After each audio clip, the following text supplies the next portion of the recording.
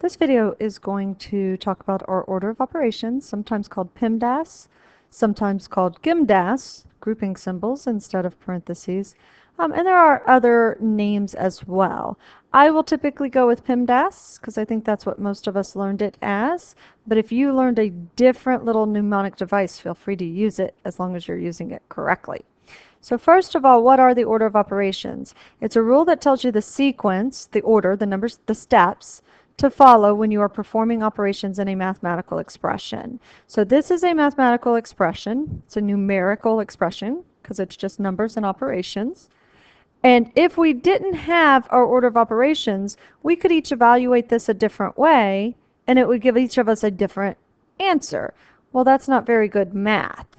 So what we have is our PEMDAS, which tells us the order to go in. So first, let's talk about that.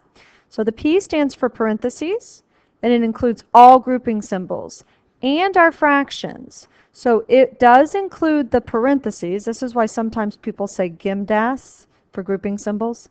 It includes parentheses, it includes brackets. If you have a radical, it includes everything underneath the radical, your square root, cubed root.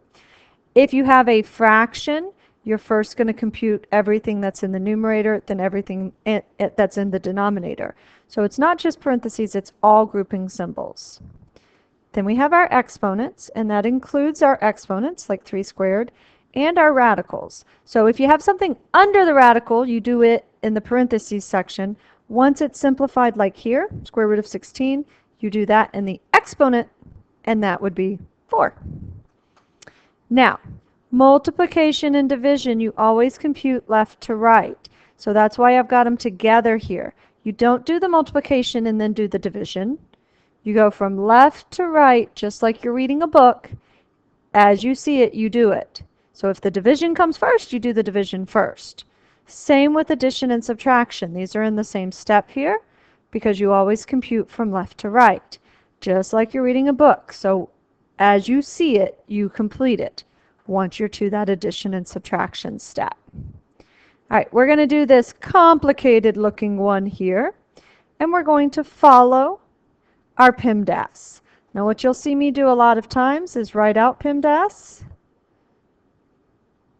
and when I do that, I put a little arrow over MD and an arrow over AS, so I remember that that's the same step.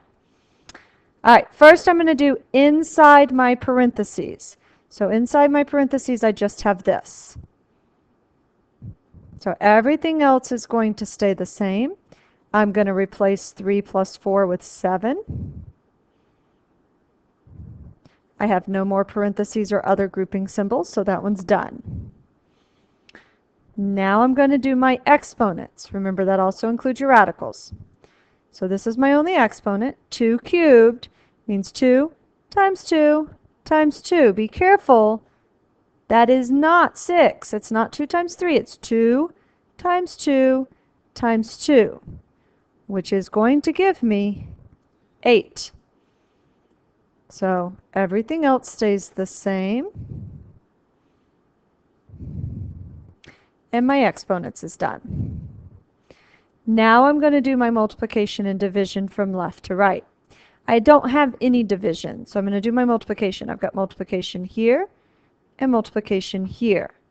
I know I have that subtraction in the middle, but my multiplication comes first, so I'm going to do it first. So 5 times 7 is 35. 8 times 8 is 64. Bring down that subtraction in the middle.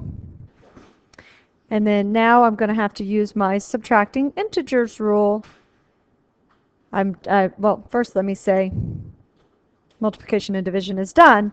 I'm doing my addition and subtraction. When I do my addition and subtraction, since this is subtraction, I am going to add the opposite. So I'm going to do 35 plus a negative 64. My signs are different, so I'm going to subtract. If you need to come to the side and actually do your borrowing, you can do that. And then because the 64 is larger, it's going to be negative. So my final answer in evaluating there is negative 29.